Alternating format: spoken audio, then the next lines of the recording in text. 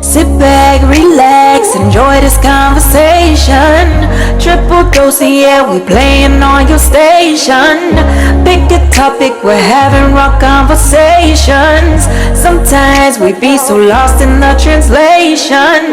Laughing, joking, but you know what we're saying. Kick back, relax, your video is playing. Hey ladies, I have a question today, and my question is, what is the difference between being selfish and actually having self-care?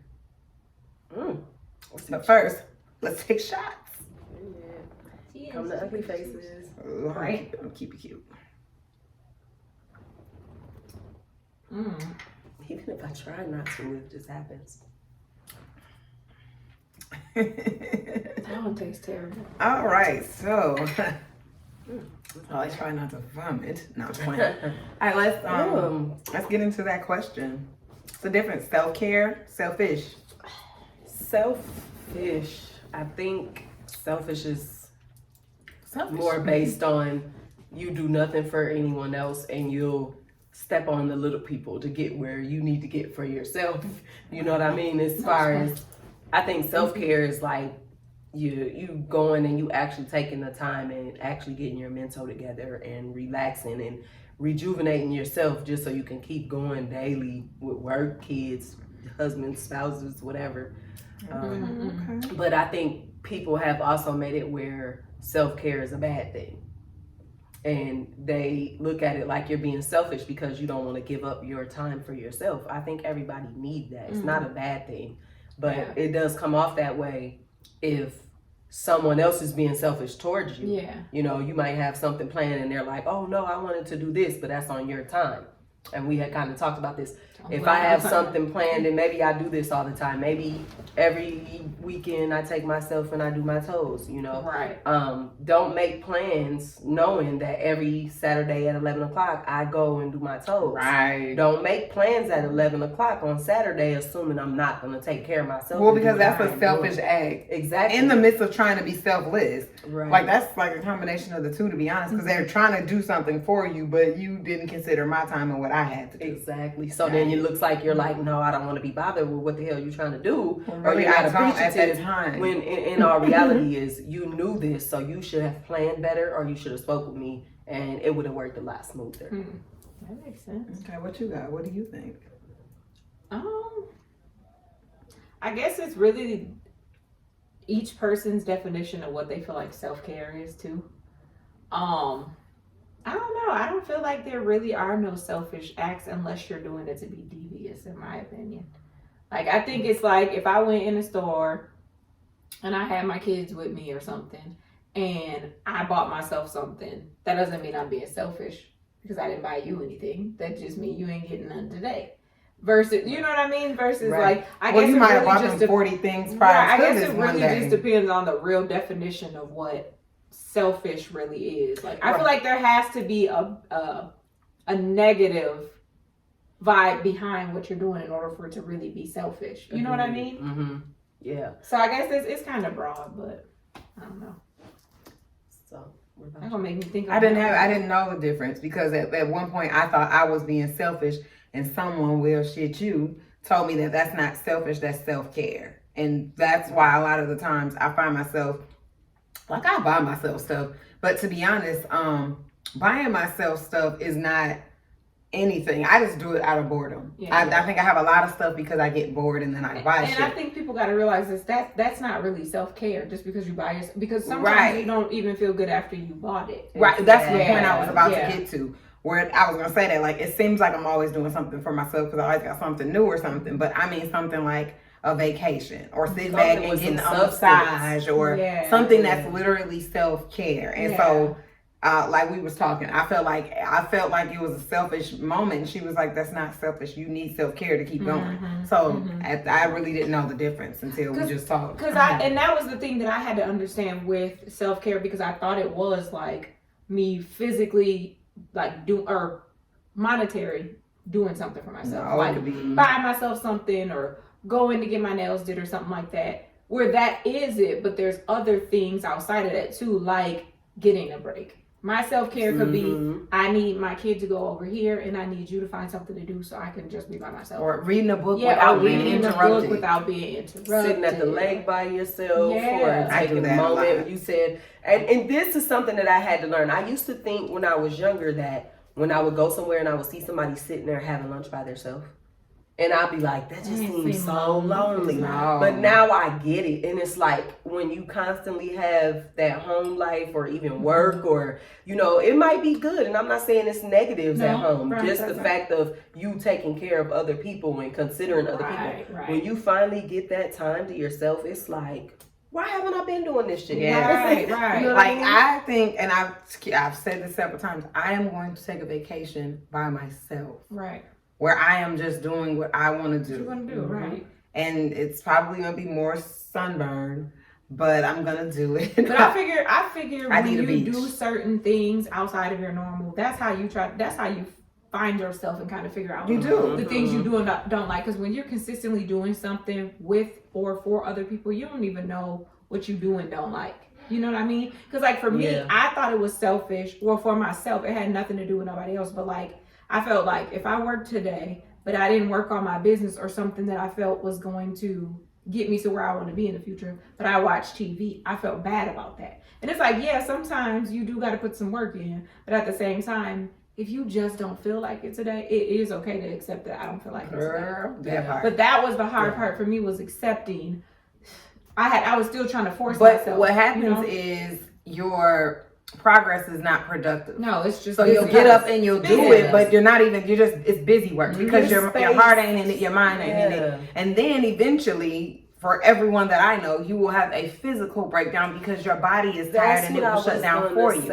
That's what I was gonna say. That's really important because I think that happens to a lot of people. And I can't speak for men, but I know, you know, from women and just being with myself and other women that you're around. You see that part. You see when a person is having a breakdown. She shows up and you're like, damn girl, what's going on? Man. You know what I mean? You make the part. Yeah, I think women, it shows on them more does. versus a guy. It wears and tears on you because... Or it can be the reverse. They just always seem like everything's fine. No, it's fine, it's fine. Perfect patties. Yeah. We call those perfect patties. And that's something... Yeah, those too. Yeah, definitely. I think for men, they don't show... Because it's funny you would say that because me and Otis just had that exact conversation because I was saying... You know, being a person who you deal with anxiety, how does your partner feel? And feeling like, what if at one day, I mean, it's my shit, so you can't really deal with it. But what if you feel like your partner gets sick of dealing with you? But he was like, the thing is, women don't realize that men have the same shit. The difference is they don't show it. Well, what happens is they fall apart on another day and break down crying, and it's shit that you like and blow up, and you're like, wait, you like, we can have lamb chops, right? And that's I want to T-bone you on lamb chops. But women, it just shows on us more than it does a man. Where a man, one day you sitting there at the park, you know, like, no, because I always wanted to be at the park. Like, wait, what? Like, with my family at the park. Like, it's other shit that this motherfucker is going through to get to where he was. Where women just will call like, bitch, I'm just. But with women though, I think we endure so much because though, you know, it's always the same. The woman truly keeps the house running.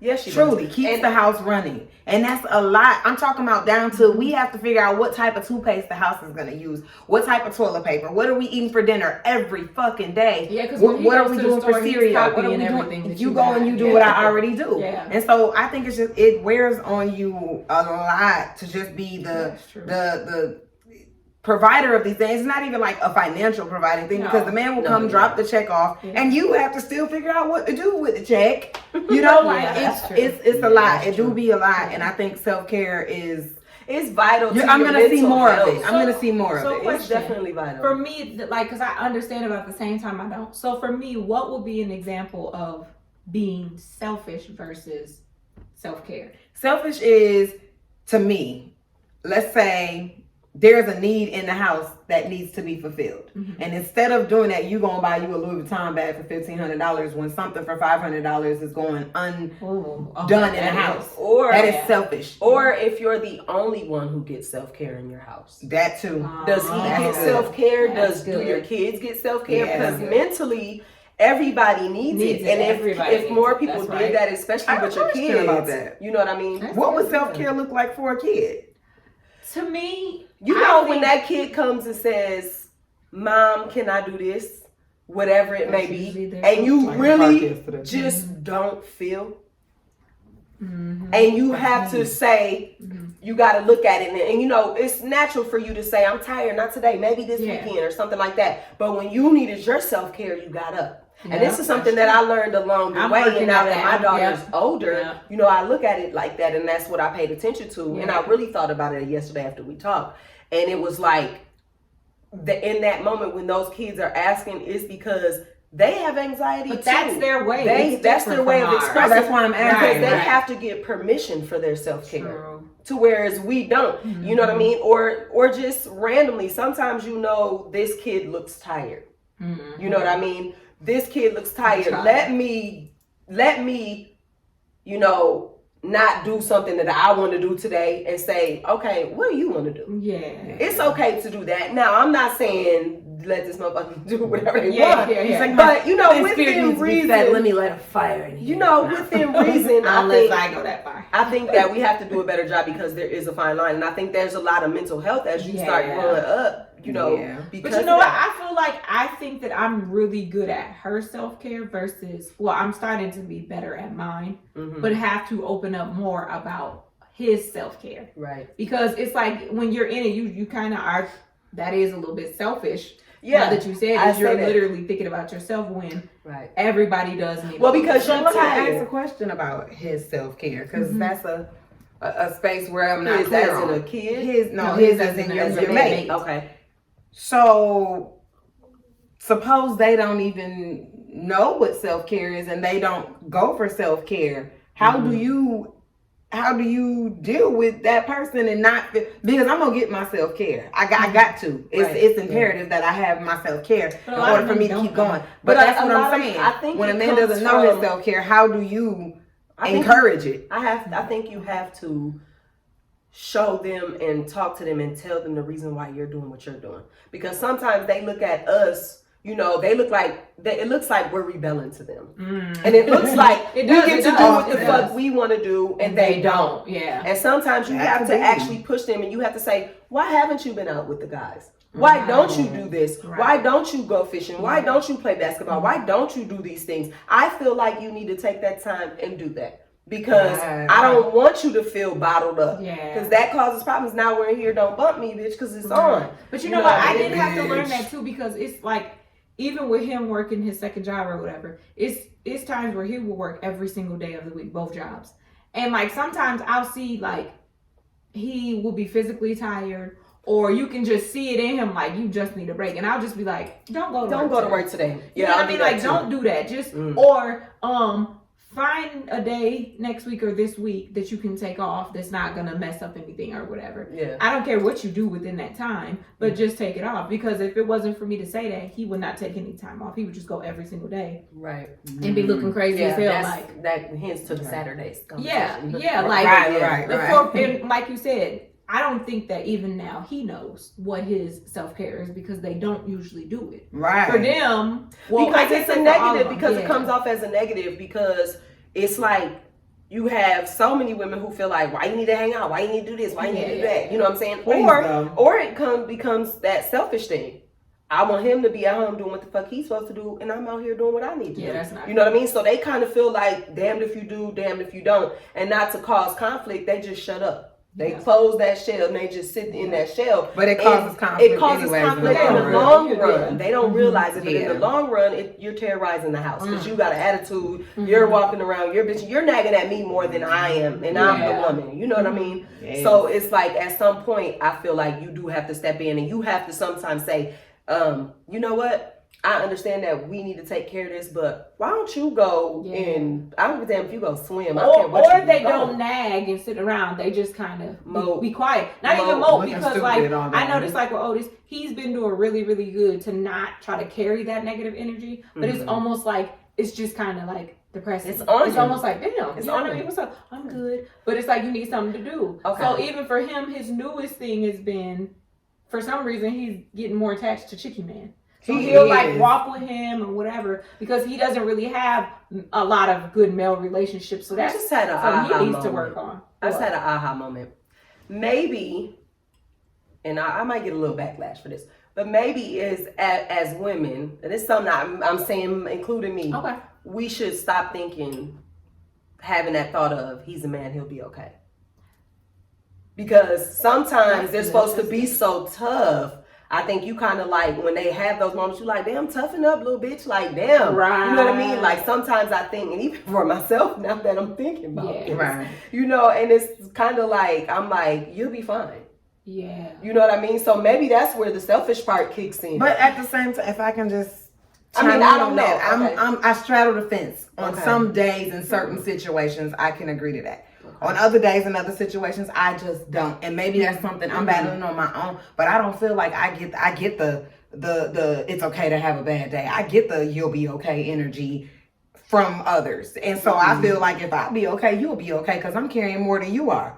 So I feel like women don't get the you'll be okay. I mean, women get the you'll be okay but energy. I think it has to be the dynamic of your relationship because I think a lot of times in relationships in general, what's happening is there's this stereotypic type of how a man is supposed to be and how a woman's supposed to be. Right. At the end of the day, which none work for our house. At the end of the day, I feel like you got to create your relationship. You have to create whatever is going on in your household. So for me, I feel like that was something that we battled of the how the fuck you all right? You know what I mean? Where was that?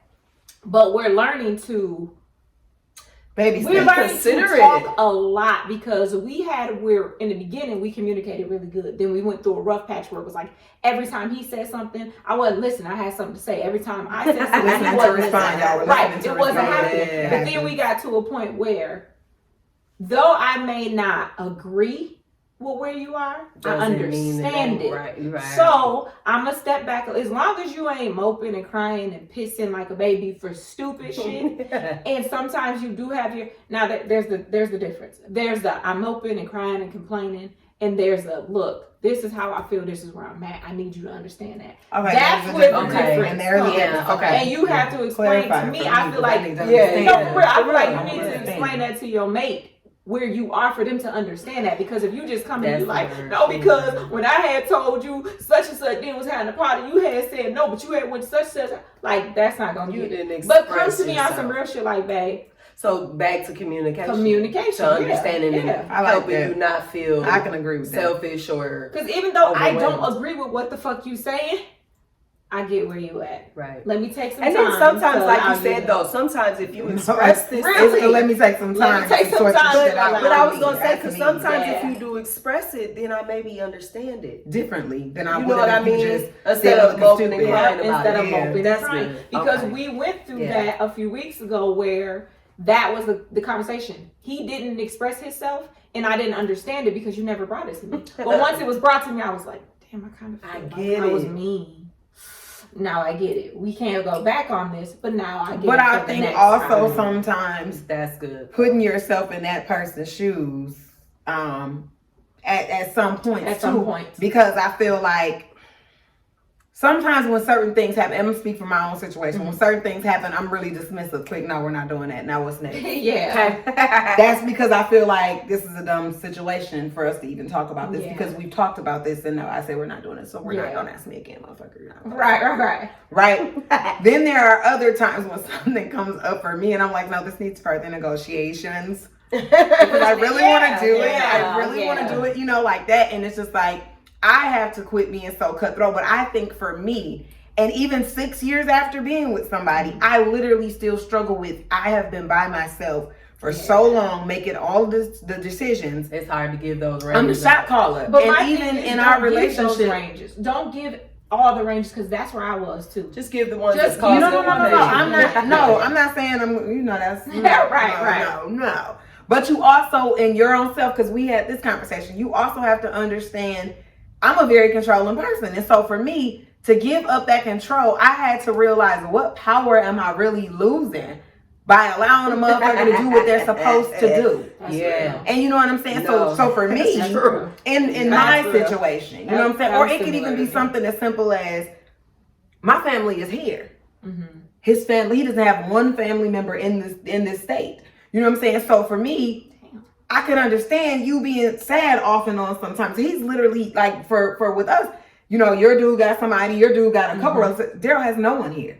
So I had to understand that, and I'm like, okay, let me send you to your motherfucking mom for a minute. Go out there with your mom, and them, like, not even in a negative way. But see, that's his self-care. That was me. But that's his self-care. But he doesn't even know. He probably didn't realize it. Yeah, he probably blew right past. It's the same for Otis. His mom and being with his family, even if it's just once a year, that is his self-care. He goes, and I think it's because when he's here, we kind of split things. There's certain things that I'm not ready to give you the control of, but there are certain things that you're really good at. So we kind of split things here. But when he goes to see his family, they depend on him. For everything. That's his way of filling himself back up. And then he comes here and he's able to split the I can see that being similar for Daryl. Yeah, he's able to split things with me that I'm not allowed. He's the only man in his family. Yeah. It's all women. Think about it. So I can see that being the same thing. He's not the only man, but he's the only one that they really trust. Man with his shit together. Like, he's the one that they trust. Men ultimately. But that to me, where going back to the selfish thing, I didn't see that. I didn't see that y'all depended on him. I just thought, oh, they just trying to have you do. No, they literally, you're the only man at one point, because his mom got married, but the only man who they called and had to talk to and everything else. Who took care of them. Who took care of things. Yeah. So for me, it's like, and I had to realize, okay, that was being a little bit selfish, because just because I married you don't mean I fully get you all to myself. Well, they get 10%. I need 90. Get 7. Right. But yeah, I okay, y'all giving me. But I feel like that was for me. That was some in my self-care, because it wasn't selfish now, I know. Yeah. But like I was just literally sitting there looking out at the ocean, just thinking about life and my kids and my relationship and whoever. Like I literally, that was me. And even like down to my kids, I feel like I have a really good relationship with my kids. We talk about everything. Some shit I don't want to talk about, okay? Right. It's nasty. But I feel like we have a really good relationship, and coming back, like, I feel like I want it to be even better. Just because I feel like... Well, you're rejuvenated. I have the energy to give now. So something that I've learned in this self-care, because the last 2 weeks have been really trying for me, because I feel like I'm trying to go back and wipe out everything that I've been taught from everybody else and relearn it for myself. What I have, and it's really hard. It's like a physical thing, it's a spiritual thing. I've been broke down, all everything, body hurting, all type of shit, because I think it's literally me fighting against what I'm used to versus what's actually right. And what I had to learn was this: part of my self-care is allowing the person who's trying to love me to actually allow them to love me, because I feel like I fought against certain things, as long as it's in a good way, because it was certain things that he would do that was irritating to me. But he's doing it out of love, but because I'm not used to certain shit, now I'm just... You irritable. Part of my self-care is, if a motherfucker want to do something for you, if a motherfucker want to love you, allow them to love you. It's hard as hell when it's something you're not used to, but then like actually allowing it, it's like, that's part of my self-care. About it today. You know what I mean? Like, got her over here on the mic. Right. Like, because you think self is just self. But to me, when you're resisting something that's actually good for you, to me, that's selfish. Time for yourself, yeah. Right. So my thing is, if as long as you're not doing me no What's she drinking? The disservice. You know, that's Hennessy. She got Hennessy. That's Hennessy. As long as you ain't doing me no disservice, I'm gonna start accepting that shit. Bishop Cone. Because I didn't think of self-care as someone else did neither. Loving you the way that they should. But when I tell you allowing, that's the part, allowing. When I tell you something in the last 2 weeks between me and Otis' relationship has turned, because when I tell you this whole self-love and figuring yourself out has like broke me down only to start building me up. My thing is, I thought it was just me who had to be accepting of what I was going through. But when I had a conversation with him, he like, I'm here for it. I know you think that what you're going through is overly stressful to me, but I signed up for it. I'm here for it. And it was like, that's a big fucking deal. Yeah, it was like, damn, I fuck with you, little nigga. Wow. So basically, he got your ass together. He got me together. Okay, yeah. period. Yeah, Shit. Period. And what do you have to say about that? Well, what does she have to say? No, that blew me, because I really, truthfully didn't think of it from that angle. I thought me taking care of me. See, that this is good, this is why you have conversation, because I didn't think of that. I know I say it like, I'm not going to stop him from doing this or stop him from doing that, but I didn't see it as me accepting and looking at it as self-care. Even if it's something that you didn't know, now you know. That you're uncomfortable with. Going back to one of Shay's conversations that we had in the video, when you were saying like the way that he rubbed you originally felt weird, creepy. So even if it's something weird, teach him the way he's supposed to do it. Like, don't rub me gentle. You know what I mean? Like, I need masculine in order for you to learn how to accept it. Don't just cut it off. Well, then, that was the thing. I didn't cut it off. I told him that. But you're absolutely put right. Some pressure on it. Because then it actually feeds your soul. If he's doing what you actually like the right way, you're content. You're full. Because, like, for me, I don't want a suspicious thud in the middle. Like, get that up. Like, do some shit, and then I got to teach you how to wake me up. If you do that, I'm gonna turn over, pull the covers, and draw it on. Look at your ass and go, don't you fucking touch me. Only time I want the suspicious thud is if I'm the one backing it up for you at night. Like, now, if I put it in reverse, Terry, you better come on with it now. But don't wake me up out my sleep. That's good. Yeah, that was solid. Good. Wow. I'm speechless. It was. It was really good. That was a real life. I feel like there was a lot of growth in here. It was. It was. That's what I'm back saying. then, we all would have been in polyamory. No, I'm saying. Now wait a minute. Listen. No, that's good. Yeah. That's good. It is good. Y'all got me together. So, I need to do better.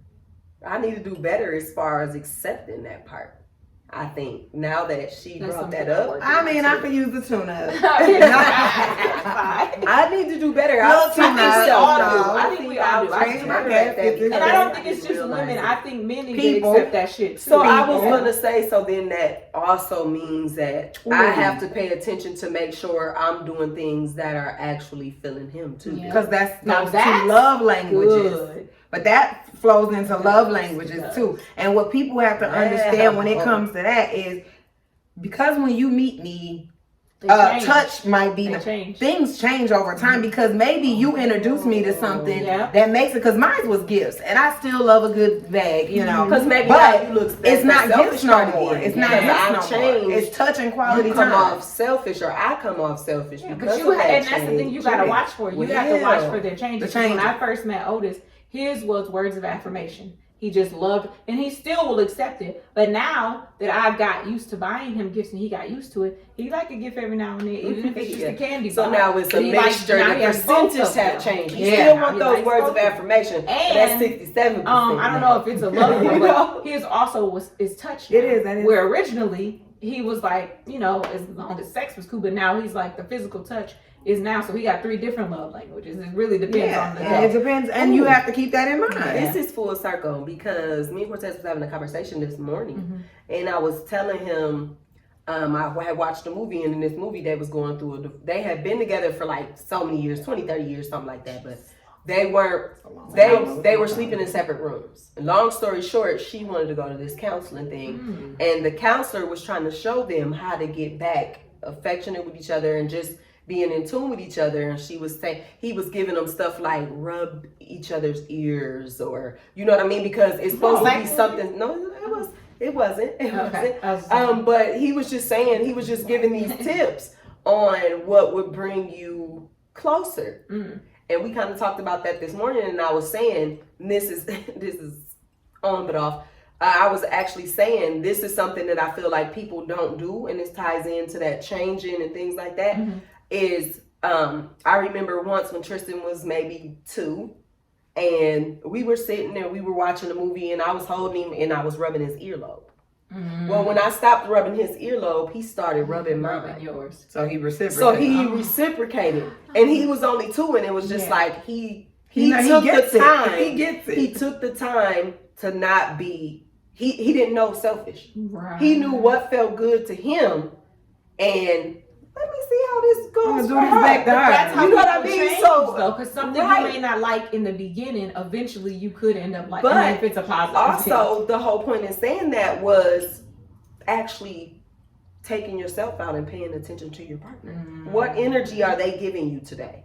You know what I mean? Can I take the time to change that energy? And another thing about that, biting off that, because they will take the negatives too.